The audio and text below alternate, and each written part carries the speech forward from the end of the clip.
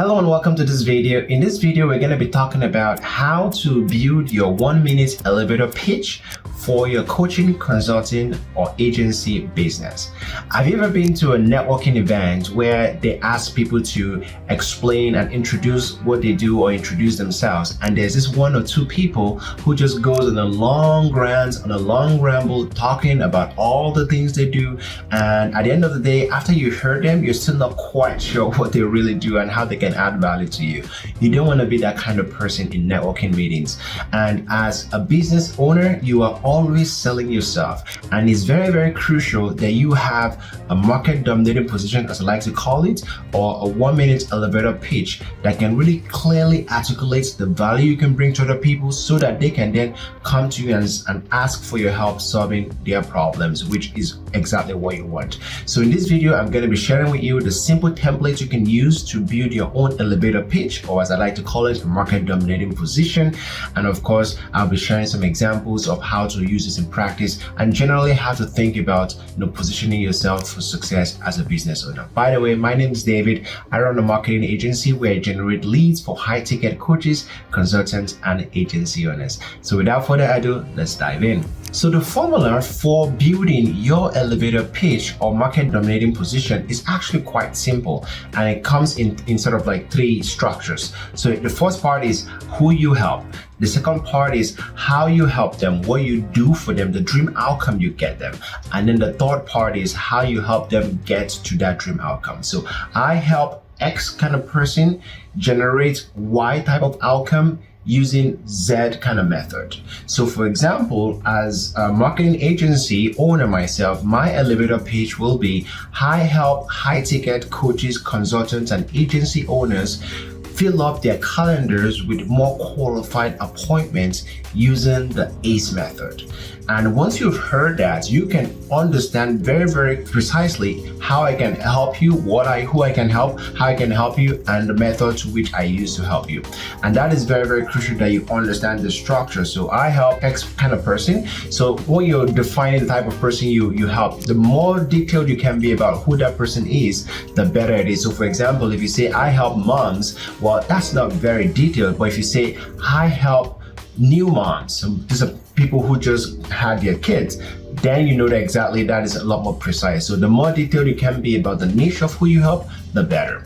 And then of course, you want to be very, very clear about the outcome you're helping them get. The more you can define the outcome in a numerical form. So for example, if I said I help high-ticket coaches, consultant, and agency owner generate minimum of 10 qualified appointments per week. That's actually way more powerful. So the more you can qualify or quantify the amount of the dream outcome you're getting, the ideal prospect, the better.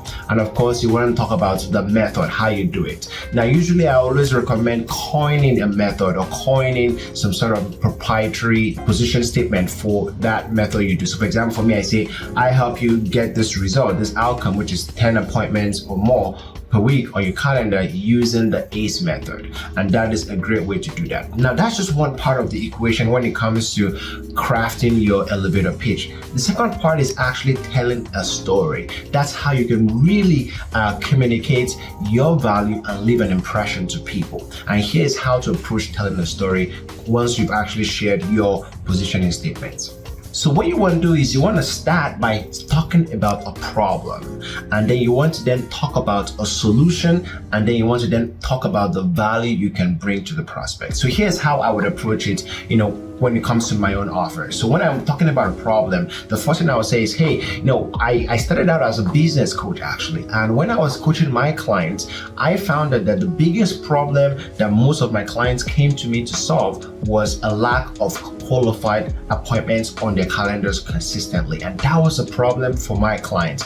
And every time we went into this coaching calls, that seemed to be the problem I was solving for my clients every week.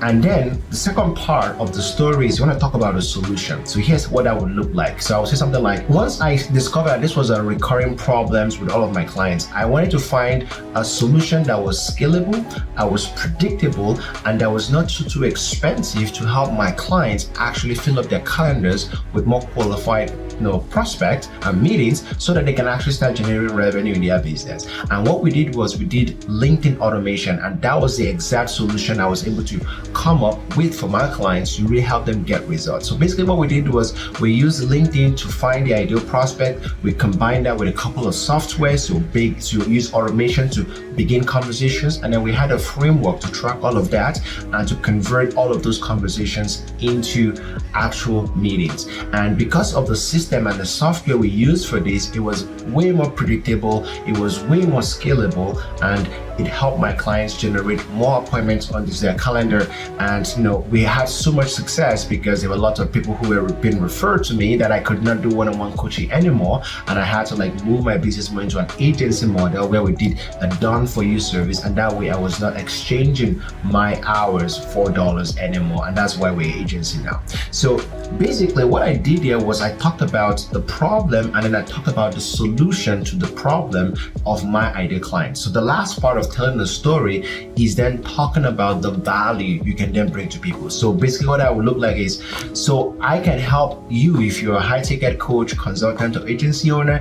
If you're not happy with the amount of booked meetings on your calendar, on your schedule, I can actually use my ACE method that I have used for my other clients to generate lots of qualified appointments for them. I can actually do that for you.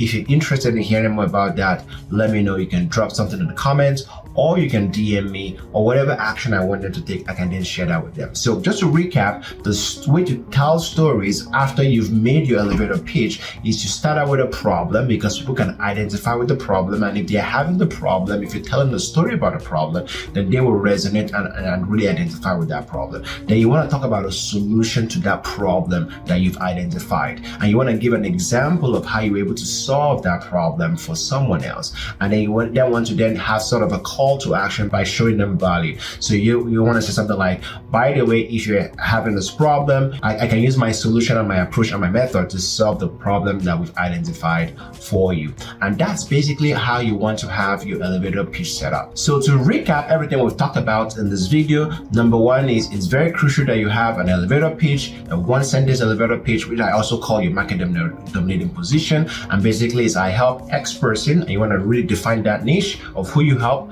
get X, Y outcome. You want to really quantify the outcome that you're helping them get using Z method, and you want to really coin a proprietary name for your method. And then once you've had that statement out, you then want to use a story. You want to tell a story to really bring your positioning statement to life. And the story would have three components. The first part is you want to talk about a problem, you want to talk about a solution, and then you want to talk about a value, and of course have a call to action. I hope this makes sense. If you like this video, like and comment and subscribe for more, and I look forward to seeing you in the next one. See you soon.